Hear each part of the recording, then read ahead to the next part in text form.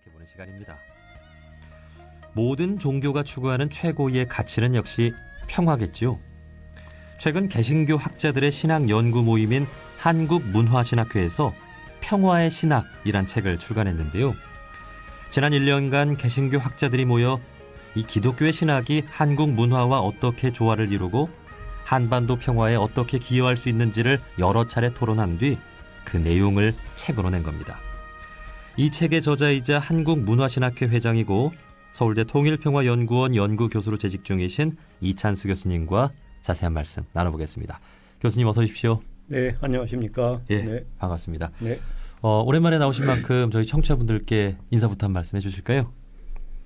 네, 종종 우리 둥근소리 둥근 이야기에 와서 종교 혹은 평화 관련 이야기를 여러분들과 함께 나누고 있습니다. 제 소속이나 직함은 아까 다 소개 이미 해주셨기도 했고요. 네. 서울대 통일평화연구원의 정확한 호칭으로 HK 연구교수라고 합니다. 거기에 연구교수로 있고요. 한국문화신학회라는 학회 창립 초기부터 주로 관계해서 지금은 회장으로 있습니다. 예. 그간 종교를 넘나드는 정말 다양한 책을 쓰셨는데 종교로 세계 읽기 뭐 이런 책을 비롯해서 좋은 책입니다. 그럼요. 예. 저도 여러 차례 네, 읽으면서 네. 종교에 대한 그 상식들 이렇게 채우고 있는데 이번엔 개신교 안에서 동료 목사님들 또 동료 교수님들과 책을 한 권 같이 쓰신 것 같습니다. 제가 앞서 소개를 했는데 평화의 신학이란 책이죠. 어떤 그 책인지 소개를 좀 해주시죠.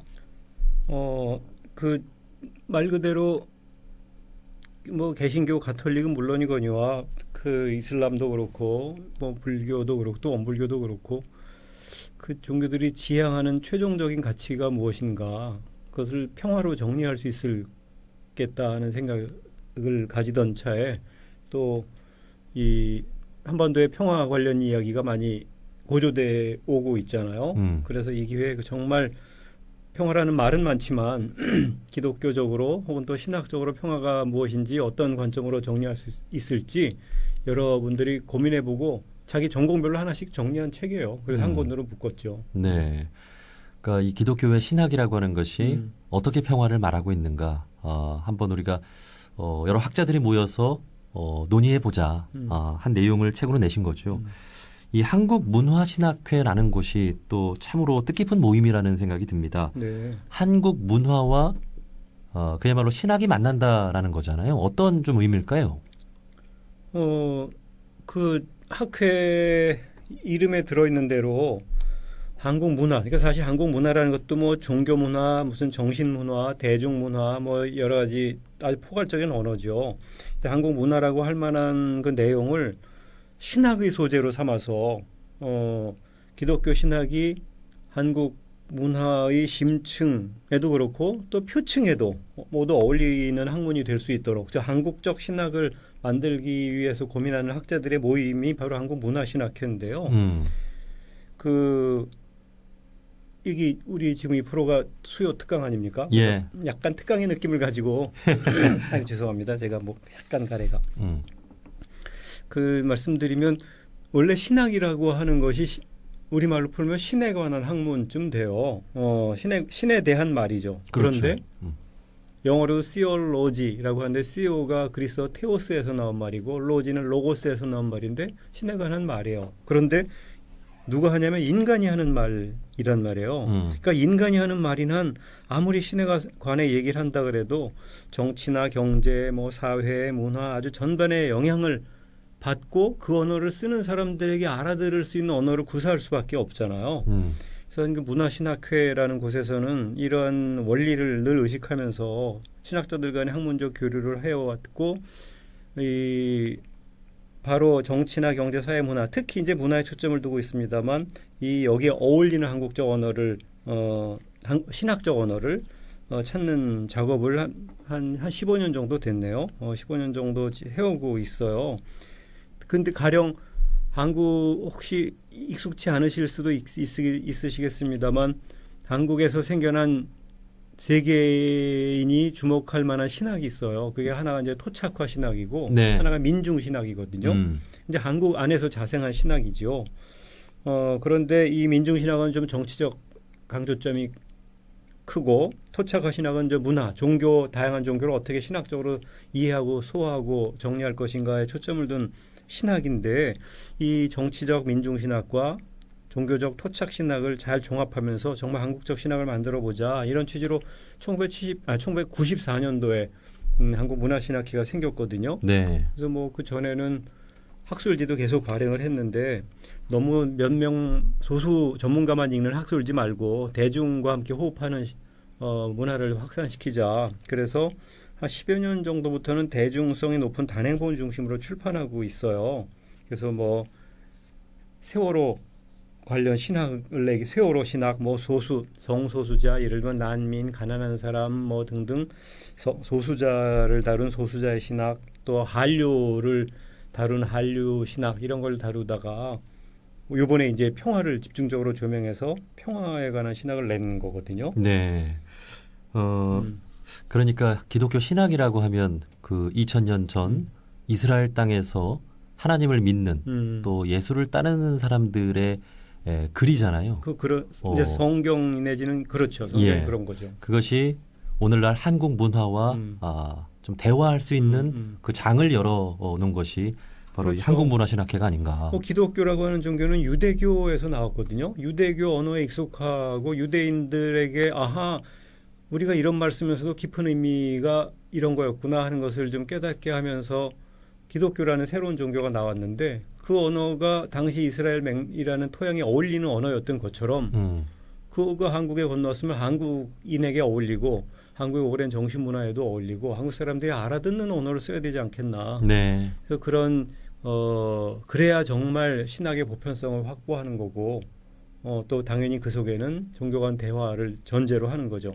전통 문화나 대중 문화와의 대화 또 정치적 관심도 병행하고 있고. 네. 그래서 이런 차원에서 정말 이 한국어, 한국 문화에 어울리는 신학적 작업을 시도하고 있는 그런 학회입니다. 네.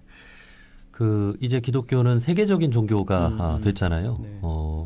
기독교가 한국에 와서는 당연히 한국 문화와 대화하고 또 조화를 이루어야 하고 또 기독교가 일본에 가서는 일본 문화와 조화를 이루어야 하고 그래야만 뭐 일본인이 알아듣고 한국인이 알아들을 수 있고 전파도 가능한 거고 그런 예. 거겠죠. 그리고 종교의 역할도 다 할 수 있는 것이고요. 대척하는 것이 아니라 이렇게 조화를 이루어야 한다는 것이죠. 그렇죠. 그렇다면 오늘날 한국 문화와 기독교는 어떻게 조화를 이루고 있을까? 교수님 생각은 어떠신가요? 아마 여러 많은 청취자분들께서 느끼시는 거기도 하겠지만 표면적으로 보면 한국의 전통적인 문화 내지는 전통 사상과 기독교가 좀 거슬려요. 막 어긋나는 느낌이에요. 그래서 다른 종교에 대한 배타적 자세도 나오는 거고 그러잖아요. 근데 딱 전문가적 견지에서 좀 심층을 들여다보면 근데 한국 문화의 한국 문화라는 것의 심층에 사실 한국 종교가 놓여 있거든요. 네. 근데 이제 그 한국 종교 언어들이 기독교 언어들과 겉으로는 좀 다르잖아요. 그러니까 표면적 언어에만 매몰된 기독교인들이 한국 종교를 잘 모르거나 외면하거나 하는 일이 그동안 벌어져 왔어요. 근데 실제로 정말 심층에서 어떤 일이 벌어지고 있나 잘 보면 기독교인 안에도 결국 유교가 들어와 있고 한국이 조선왕조 500년 이후에 강력한 유교 국가, 전 세계에서도 여전히 강력한 유교 국가인데 유교적 질서 없이 기독교 교회가 돌아가지 않아요. 그러니까 그 기독교인 안에도 유교 질서나 유교 문화가 들어와 있죠. 나이 많은 사람 대접하고 뭐 이러는 게 유교 문화지. 이게 기독교 문화보단 유교 문화가 더 크잖아요. 그런 정서에. 또 뭐 한국 사람 기독교인들이 많이 쓰는 무슨 천당이다, 지옥이다 이런 언어가 사실은 불교 언어거든요. 불교가 알려준 언어들이 기독교 안에도 들어와 있고, 야 무슨 우리 인연 있는 것 같아 이런 말 일상적으로 쓰는데 그 전형적인 불교적 세계관을 나타내주는 언어잖아요. 이런 거를 기독교인도 그냥 별도 없이 자연스럽게 써요. 그리고 아주 뭐 대형 교회들 보면 찬송가 아주 많이 부르고 뜨겁게 예배하고 그러면서 막 어느 극단적으로 표현하면 열광하고 이런 느낌이 여전히 지금도 있는데 그거 잘 보면 굿할 때 그 무당이 굿할 때 그 신에 쓰여서 아주 뜨겁게 춤을 추고 노래하고 하는 모양과 심리적으로랄까 아주 굉장히 비슷해요. 그러니까 겉으로는 다른 종교에 대해서 배타하는 모양새로 나타나는데 심층, 자기도 모르는 무의식이랄까 그 심층에서는 한국 문화적 토양과 어울리게 작동하고 있는 거죠. 예. 그래서 순복음교회 같은 큰 교회도 아주 큰 소리로 예배하고 뜨겁게 찬양하고 하는데 사람들이 많이 모이고 그 한국적 정서가 반영된 결과예요. 네. 그러니까 이 종교라고 하는 것이 우리 사람의 마음이 다 만들어낸 그런 현상인 거잖아요. 그러니까 기독교나 그렇죠. 유교나 원불교나 그 종교 현상들을 보면 다 이렇게 한대로 어우러지고 통한다는 것을 이렇게 알 수가 있는데 그 우리나라 한국의 역사 5,000년간 이어져 왔다고들 하잖아요. 네. 기독교는 우리 한국 땅에 들어온 지 200년 정도가 되었고요. 이제 기독교와 한국 문화는 지금도 조화를 이루어가는 과정이지 않을까 싶은데요. 한국문화신학회가 이번에 평화의 신학이라는 또 책을 낸 것도 한국 문화와 기독교가 더 잘 조화를 이루고 기독교가 또 제 역할을 잘 할 수 있도록 하기 위함이겠죠. 뭐 그렇습니다. 네. 또 저런 게 있죠. 한국을 포함한 동아시아, 동양의 문명은 뭔가 이원론적이지 않고 신과 인간의 조화, 뭐 이런 것들을 추구해 온 데 반해서 기독교를 중심으로 서양의 문화는 좀 이원론적인 데가 있잖아요. 선악을 나누고 신과 인간을 분리하고. 근데 서양의 문화라는 게 대체로 그렇게 이분법적인 문화에 기반해서 인간이 물질을 관리하고 정복하며 확산시키면서 문명을 만들어 왔고 그것이 오늘 세계를 거의 지배하다시피 하고 있잖아요. 그래서 한국의 비이원론적인 오랜 토착적 정서에 서구의 이원론적인 문명이 지금 혼합되어 있는 상황이에요.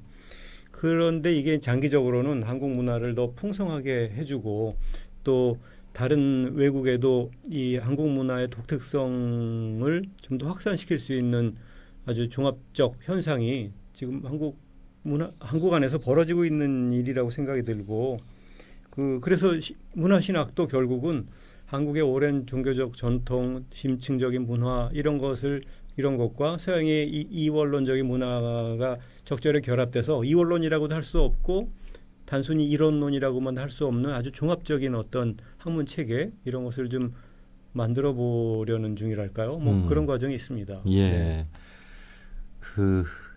우리나라는 다문화 다종교 국가이고 이제는 더 이상 이게 기독교 문화고 불교 문화고 딱 구분하기가 이제 어려운 모든 종교가 한데 어우러지는 그런 한국 사회가 아닌가 그런 생각이 듭니다. 자, 그렇다면 본격적인 책 이야기를 좀 나눠 보겠습니다. 이번에 한국문화신학회에서 특별히 평화의 문제를 다룬 이유가 있으신가요? 근데 아까 잠깐 말씀드린 대로 이제 평화는 그 종교에 특히 기독교에도 핵심적인 가치이고 주제이기도 했는데 마침 2017년도쯤에 북한이 지속적으로 핵실험을 하면서 한반도에 정말 전쟁이 일어날지도 모른다는 위기의식이 고조되었었잖아요. 그럴 때일수록 정말 세계 기독교나 세계 주요 종교들의 궁극적 목표인 평화가 얼마나 중요한가 이것을 한번 구체적으로 확산시켜 보자라고 생각을 했어요.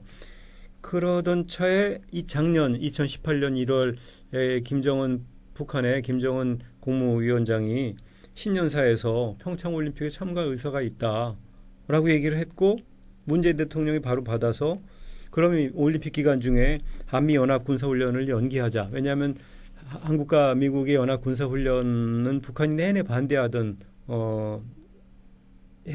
행위였거든요. 그래서 미군의 한미 연합 군사훈련을 연기하자고 제안했는데 미국이 받았고 그러니까 이제 북한이 평창올림픽에 참가할 명분을 얻어서 참가했죠. 그 이후로 북한과 중국, 남북 간에, 북한과 미국 간의 정상회담이 계속 연이어 열렸잖아요. 한반도 비핵화를 수단으로 계속 열리면서 한반도에 전에 없던 평화의 기운이 강하게 솟아 올랐고요. 그러니까 그동안 한반도의 분단은 우리 스스로 한 게 아니라 외세에 의해서 강제로 나뉘어진 건데 이 원치 않는 분단으로 지난 70년 이상 고통받고 있는 한반도가 원래 하나였던 그 세계를 회복할 수 있겠구나 하는 생각을 하는 사람들이 점점 많아졌어요. 바로 문화신학회에서 이제 어차피 평화에 가서 의논하기로 했는데 시국도 급격하게 평화를 중심으로 재편성되어 가고 있어서 더 아마 저희 학회 구성원들도 아주 좀 신나게 평화에 관한 얘기를 아주 그냥 마음껏 해올 수 있었어요. 네. 이제 교수님 계신 이 개신교계의 최우선 과제가 이제 평화로 인식을 한 거고, 뿐만 아니라 모든 종교계가 지금 그러한 상황인 그렇죠. 거잖아요. 네. 그렇다면 이 평화의 신학에 어떤 내용을 좀 담으셨는지 그 내용이 좀 궁금한데요. 그게 이제 18명의 저자가 저마다 한 편씩 써서 한 권으로 만든 거라서요. 스펙트럼도 넓고 시야도 시각도 다양합니다. 근데 이 어쨌든 평화를 어떻게 정의해야 할지가 제일 중요하니까 평화에 대한 정의부터 이제 책에서 시작을 하고 있는데 그건 이제 제가 썼거든요. 예. 뭐 평화 그러면 개인의 심리적인 평화부터 아주 뭐 정치적 안정감 내지는 우주적 조화까지 스펙트럼이 아주 넓죠. 근데 특히 한반도에서 평화 얘기한다는 거는 남 분단으로 인한 심각한 갈등을 극복하고 통일을 지향하면서 나가선 사회적 통합까지 이루어내야 되는 아주 복잡하게 꼬인 중요하면서도 꼬여 있는 과제예요. 그런데도 해야만 하는 필연적인 과제잖아요. 그래서 이것을 종합을 하고 보니까 이 모든 상황과 차원을 관통하는 한 문장으로 평화를 규정할 필요가 있었고, 그래서 제가 오랫동안 고민한 내용이기도 하고 학회원들도 대부분 동의한 내용이기도 합니다만, 평화란 폭력을 줄이는 과정이다. 네. 가령 전쟁이 없는 상태 이런 정도가 아니라 폭력을 줄여가는 지속적인 과정으로 평화를 이해하는 것으로부터 이제 책이 시작을 해요. 그러니까 상태가 아니라 과정이다. 그렇죠. 예. 하나의 완성된 상태가 아니라 과정이고, 또 우리 사회 폭력이 없어 본 적이 없어요. 그러니까 폭력이 없는 상태라는 것을 너무, 그게 일반적인 정의인데 너무 공허할 수도 있고 너무 이상적이에요. 그래서 우리 현실 안에서 만연한 폭력도 종류가 많거든요. 물리적인 폭력, 또 구조적인 폭력, 문화적인 폭력. 근데 성차별 같은 게 문화적인 폭력이죠. 무슨 경제의 사람들이 종속시켜가고 물질에 종속시켜가는 구조는 이제 구조적 폭력이기도 하고, 이런 것까지 없어야 진짜 평화다라고 오랫동안 서구에서 규정해왔죠. 그래서 일체의 폭력이 없는 상태. 근데 그런 폭력이 없어 본 적이 별로 없기 때문에, 거의 없기 때문에 우리는 폭력을 줄여갈 뿐이다. 예. 그런 차원에서 폭력을 줄이는 과정으로 소개를 했고, 이어서 글 쓴 많은 분들도 대부분 이런 데 동의를 하면서 글을 썼어요. 네. 평화를 이타성의 관점에서 이타적 행위로 연결짓는 사람, 그런 글도 있고, 마틴 루터 킹 목사의 사상과 행동을 중심으로 가령 평화를 정의의 문제와 연결짓는 분도 계셨고, 안중근의 동양평화론 이런 거를 중심으로 한중일의 정말 공동 경제, 경제 공동체를 꿈꾸는 그런 동양평화론을 소개하는 글도 있었고, 또 뭐 풍류도의 한국의 전통 사상인 풍류도를 신학에 적용해서 그 풍류대 정신이 사실은 평화의 정신이다라고 글을 정리한 분도 계셨고, 뭐 또 대중문화까지 풀어서 뭐 광주 항쟁 저기 6월 항쟁의 하나 사진들이 지닌 평화적 의미와 기독교적 관계성, 또 뭐 1987이라는 영화에 나타난 기독교와 평화의 이미지, 뭐 또 심지어는 아일랜드의 락 그룹인 U2라는 그룹이 굉장히 사회 저항적이고 비판적 메시지를 던지고 실천하기도 하는 사람이고, 한때 그 노벨 평화상 후보에도 오르기도 했는데, 그 U2의 평화적 의미 이런 거를 쭉 정리한 글도 있고 굉장히 다양합니다. 예. 네. 그러니까 그야말로 18분의 신학자분들이 이 신학을 평화로 해석한 정말 다양한 내용을 우리가 지금 이 시간에 다 담아 볼 수는 없는데, 그 가운데에서도 몇 가지 좀 예를 들어서 이 기독교의 신학이 가리키고 있는 평화에 대해서 우리 또 모든 종교인분들이 이해할 수 있는 정도로 좀 어떤 내용이 있다면 좀 한두 가지만 소개해 주실 수 있을까요? 여기에 가령 신약성서에 나타난 평화관을 정리한 글도 있거든요. 근데 예수께서 이런 말을 했죠. 내가 주는 평화는 나는 세상에 평화를 주러 온 것이 아니라 검을 주러 왔다. 칼을 주러 왔다. 이렇게 얘기를 해요. 평화를 얘기하지 않고 왜 칼을 준다 그러냐. 칼은 죽임과 살상의 무슨 상징처럼 되어 있는데. 예. 그러니까 거기서 알 수 있죠. 평화라는 것은 끝없이 현실의 구조적인 꼬인 모순을 끝없이 극복해가는, 그래서 현실과 균열을 내고 불협화음을 낼 수밖에 없는 인간의 저항을 통해서만 성취되는 거다 하는 신학적 의미를 끌어낼 수 있어요. 아, 그런 또 예수가 또 이런 말을 하신 게 있죠. 세상에 주는 평화는 내가 주는 평화는 세상에 주는 평화와 다르다. 내가 주는 평화와 그러니까 예수가 주는 평화와 세상에 주는 평화가 다르대요. 그 말은 세상에 주는 평화는 자기에 유리하게 끌고 가는 자기중심적 평화이고 예. 그래서 따라서 타자를 무시하는 형태로 나타나고 타자를 억압하는 형태로 나타난다면 예수가 주는 평화는 오히려 억압으로 인한 고통을 함께함으로써 고통의 원인을 찾고 없앰으로써 고통을 없는 그런 의미의 폭력이 없는 세상을 만들어가는 과정이다. 이렇게 얘기할 수도 있는 거죠. 예. 아, 그야말로 역시 성현 중에 성현이시군요. 예. 그러니까 이 칼을 우리에게 주러 왔다. 그러니까 우리가 원불교식으로 하면 마음 공부 잘해서 모든 이 물질들을 잘 사용하고 평화롭게 그 세상을 만드는 것은 우리의 몫인 거잖아요. 예, 그렇죠. 근데 아무튼 평화롭게 만들고 싶은데 어떻게 해야 되겠어요? 사회가 평화롭지 않은데.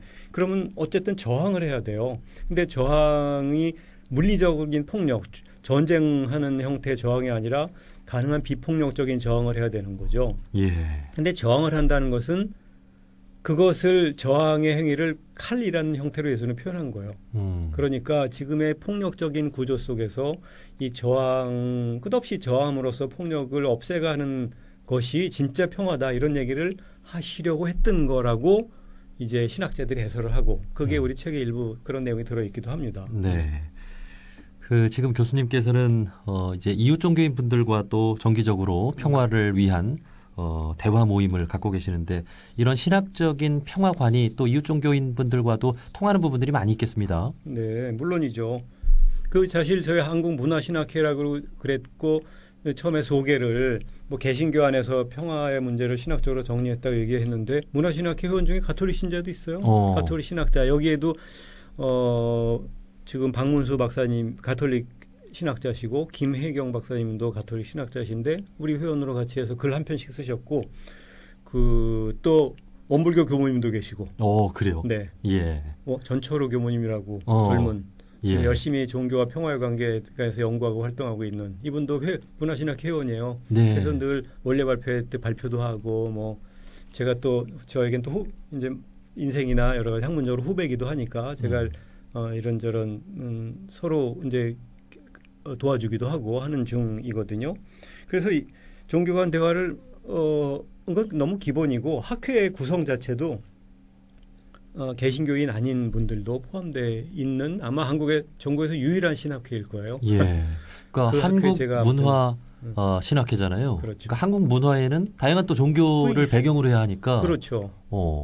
한국 문화 신학회에는 이제 기독교 학자들의 모임이라고 하기보다도 그러니까 개신교 학자만의 모임이라기보다는 이런 취지에 동의하는 사람이라면 누구든지 같이 와서 공부하고 토론하고 결과를 책으로 논문으로 낼 수 있고 하는 거죠. 네. 제가 거기 회장입니다. 예. 자, 이렇게 어떤 종교든 평화를 말하고 또 평화에 기여해야 할 텐데요. 최근 그 개신교 단체인 그 한국 기독교 총연합회에 한 목사님께서 논란이 되는 그런 또 발언을 해서 사회가 또 이슈가 되고 있잖아요. 종교가 평화를 이루는데 기여는 하지 못할 망정 갈등을 부추긴다는 그런 느낌도 받는데 이런 일은 왜 좀 있는 걸까요? 한마디로 얘기하라 그러면 정치적 권력욕을 종교 이름으로 포장하고 있는 거다. 저는 그런 생각이 들고요. 또 제가 쓴 책 중에 평화와 평화들이라는 작은 책이 있는데 평화란 말은 많은데 왜 평화롭지 않은가. 평화를 다 자기중심적으로 자기에게 유리하게 만들려는 자기중심적 평화가 충돌하면서 세상이 오히려 갈등과 분쟁으로 가는 거거든요.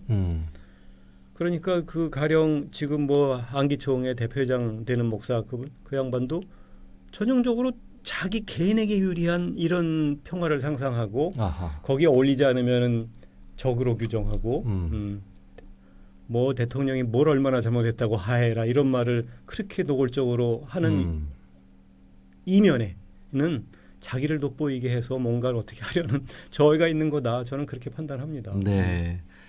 종교인으로서 평화를 말할 때는 역시 자기중심적 평화, 나를 위한 평화가 아니라 정말 모두의 모두를 위한 그렇죠. 그러려면 포용이 되는 다양성들 간에 서로 인정하고 좋아하고 그러니까 대화에서 공통점을 찾아가고 하면 서로 존중하는 모양새로 나타나야 되죠. 네. 결과적으로는. 예. 그럴 것 없이 이게 단체의 책임자를 맡고 그러면 세상 사회 전체가 시끄러워지고 더 폭력적으로 흘러갈 수밖에 없게 되죠. 네. 자, 이제 오랜만에 저희 동동 출연해 주셨는데 이제 벌써 시간이 벌써 훌쩍 흘러서 마지막 그런가요? 말씀을 네. 또 전해 주셔야 될 텐데 저희 프로그램은 다양한 종교인분들이 듣고 계시는데 끝으로 꼭 하고 싶은 말씀 있다면 해주실까요? 어차피 평화의 책이라는 평화의 신학이라는 책 출판은 기념으로 나오게 된 거기도 한데 거기 필자가 18명이었거든요. 근데 18 무지개 색이 7가지 색인데 그 사실 7가지 색을 합하면 정말 투명한 정말 흰색이 된다고 해요. 제가 책을 보면서 필자들이 18명이었는데 무지개가 7색이 아니라 18색이라고 해도 좋겠다. 그리고 무지개색을 겹치면 흰색이 되듯이 18명의 이론을 통합하면 공통점으로서 평화가 좀 제시되거든요. 이제 평화라는 게 말씀드린 대로 비폭력적인 저항을 통한 폭력 줄이기, 즉 제가 줄일 감자 써서 평화란 감폭력이다 이렇게 규정하기도 했어요. 예. 폭력을 줄이는 과정. 그런데 결국은 종교인이 평화를 실천해야 한다는 말도 맞지만 저는 언젠가부터 순서를 바꿔서 얘기하기 시작했어요. 종교인이 평화를 실천해야 되는 게 아니라 평화를 실천하는 이가 종교인이다. 라고 바꿔서 보는 게 옳다고 생각해요. 예. 가령 이제 그 예수께서 이런 말을 하셨죠. 평화를 만드는 이들이 하나님의 자녀로 불릴 것이다.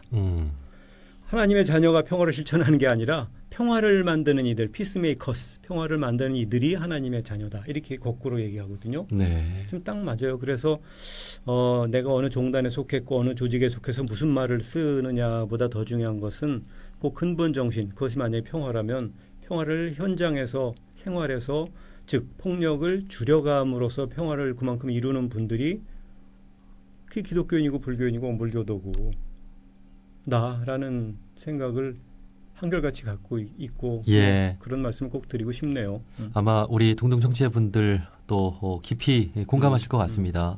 내가 어떤 종교에 가입을 해서 그러니까 세례를 받고 또 입교를 해서 종교인이 아니라 평화를 실천해서 종교인이라고 불리는 그런 우리 모두 참된 종교인이 되었으면 합니다. 네. 여기까지 말씀 듣도록 하겠습니다. 한국문화신학회 회장이시고 서울대 통일평화연구원 이찬수 교수님과 말씀 나눠봤습니다. 교수님 오늘 고맙습니다. 네, 불러주셔서 저도 고맙습니다.